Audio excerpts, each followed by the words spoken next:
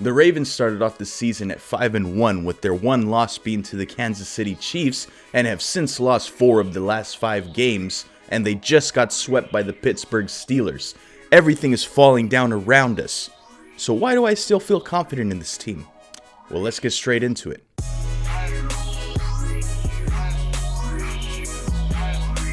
First of all, fellas, I want to thank you all so much for watching. Don't forget to hit that like button and subscribe if you haven't already. Please help me out with the subscription, man. We're trying to get to that 10K mark. We're on the road to 10K. I would absolutely appreciate if you help me out with that. Feel free to become a member of the channel. That also really helps me out. So let's get into it, man. The Ravens, obviously sitting at 6-5. We're not feeling good, man. We just got swept by the Pittsburgh Steelers. It's a nightmare scenario. We're not winning the AFC North. We already know that because the Steelers are at 11-0.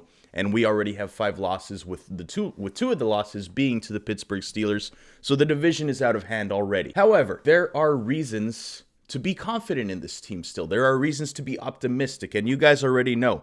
You know, I may be super angry after a loss. I may let the emotions get the best of me after a loss. But after a couple days to marinate, after a couple days to really think things through and be logical and be realistic and think about how the direction the season can go, I decided that there are some reasons to be optimistic, and maybe some that you guys haven't necessarily thought about. Listen, the first things first, look at the rest of the Baltimore Ravens schedule, all right? And I know that I brought this up for the past few weeks that I said I expect us to win out. Things haven't gone our way. The whole COVID situation has hit us hard. Hopefully everybody is healthy and hopefully everybody comes back and is ready to play by this next game against the Dallas Cowboys. But I want to show you guys the schedule because really take a look at the schedule, okay? We have the Dallas Cowboys on Tuesday. Then you have a matchup against the Cleveland Browns, and that's so significant, which I'm going to be getting into very soon here.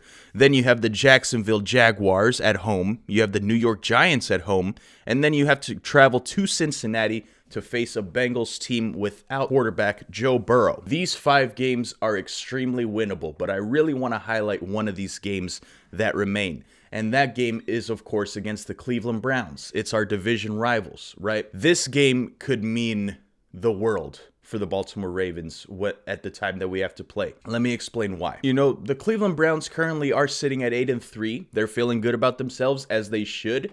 You know, I don't remember the last time that the Browns have had this successful of a season. The last one I can remember was when they ended up going 7-9, but they started off 7-5. You know, they were feeling pretty good about themselves, but this is an even better season for the Cleveland Browns if you think about it, starting off 8-3, and congrats to them. I'm not trying to take anything away from them whatsoever. This next week against the Tennessee Titans could be huge for the Baltimore Ravens, and let me tell you why. The Browns are currently at 8-3.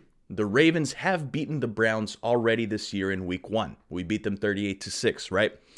If the Titans can beat the Browns this week, and this is all contingent on if the Ravens get things done, of course. If the Ravens can beat the Cowboys, which should be expected, the Ravens are clearly the better team over the Cowboys. The Ravens should beat the Cowboys this week. And if the Titans can pull it off against the Browns, both are very good teams. Both are sitting at 8-3 right now, I believe.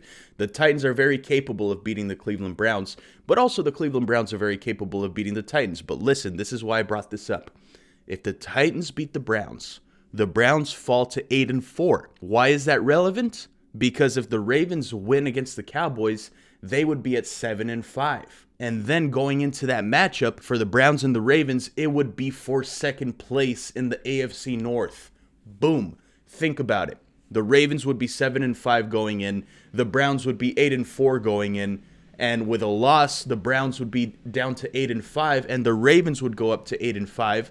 And what does that mean? The Ravens swept the Browns, so they have the tiebreaker over the Browns. Ravens get second place in the AFC North. Bada boom, bada bing, ch-ch-ching. Just write it down. I'm just saying it's very possible that happens. Not saying it will, because if the Browns take care of business this week and they beat the Titans, then they have a game over us. So it's going to be a lot more of a challenge, right? And especially if the Ravens drop the game to the Cowboys, then forget any of this optimism I have, because for the rest of the season, I'm done. I'm like just going to be negative Noobo for the rest of the season if we lose to the damn Cowboys, man. Trust me. But listen, I want to take a look at both the Ravens and the Browns' schedule, and I know it's kind of pathetic because at the start of the season, we were expecting to run away with the division, but in fact, it's been the Steelers that have ran away with the division. I never would have thought that that actually would have happened, but credit to the Steelers, man. Everything has gone right for them, and I never would have thought that this would have been the best case scenario happen for the Steelers. I really thought that they were going to be a lot worse. But hey, man, you can't hate, right? So I already showed you guys the Ravens schedule. Let's take a look at the Browns schedule here. Obviously, they have that tough matchup with the Titans, and then they have to face off against the Ravens again. If they lose both of these games, which I don't think is crazy. I don't think it's impossible. Now, maybe the Browns are actually a lot better than we're thinking, but as of right now, I'm just trying to get some playoff scenarios in our heads, man. So say that they lose to the Titans and the Ravens, they would be at 8-5. Say they beat the Giants, that would put them at 9-5. Say they beat the Jets, that would put them at 10-5. And then the Steelers, that would be for their season. If they win that game, they go 11-5. And if the Ravens win out, we're also 11-5. We get the second place in the AFC North. The Browns are competing for a 7th seed or a 6th seed, right? But if they lose, they fall to 10-6 and could potentially miss the playoffs. So both the Ravens and the Browns are in very similar situations here. Even though the Browns currently, right now in week 13, are looking like they're in a much better situation than the Baltimore Ravens are, because they are at 8-3 and we are at 6-5. I'm just saying, it's not crazy to think that things could flip into the Ravens' way, especially with the remaining schedule. So that's pretty much what I wanted to bring up, man, and just something that I was thinking about, something that I was really looking forward to at least. But again, if the Ravens lose against the Cowboys, then just throw this all out the window, because this is all contingent on the Ravens taking care of business and the Browns losing to the Tennessee Titans, which I don't think is impossible. So it's very possible that this could happen. And aside from that, man, just reasons for optimism. The team played hard, man. The defense was playing tough. You love to see the defense. The secondary really stepped up against those receivers, you know, aside from Tramon Williams. But the guy's 37 years old. We just picked him up like last week. And of course, Juju Smith-Schuster feels like he can just, oh yeah, that's right, I stiff-armed your... Like, why do you brag about beating a 40-year-old cornerback, bro? Like, I just don't get these guys. But aside from that, man, the defense balled out. Love what I saw from the defense. If they get fully healthy, if they get Brandon Williams and Calais Campbell back, there's no reason to not think that they still can't play at that elite level and get better than what they were playing against the Pittsburgh Steelers. As for the offense, we really already know what it comes down to. We need Lamar Jackson to be back. And I think everybody realized that after seeing RG3 put up a stinker performance. And shout out to Trace McSorley, the GOAT. He threw it on a dime, right? But yeah, for the offense, we know what it needs to come down to. Lamar needs to play well. You know, we have the Greg Roman obstacle. We just need to run the ball. We need to be what we've been, like, pretty much our entire franchise history.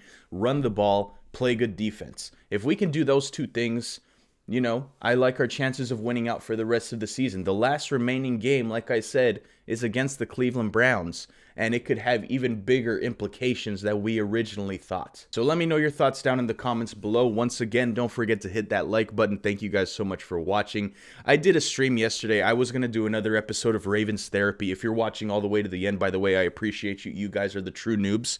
You guys really care to watch my videos, right? So I appreciate that.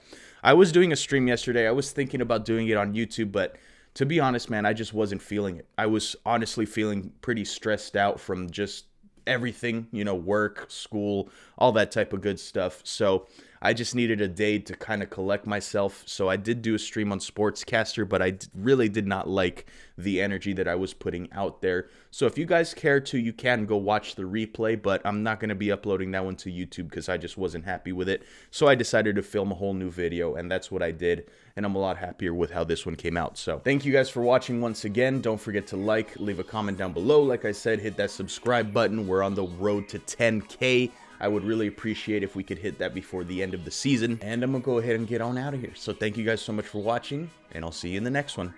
Later.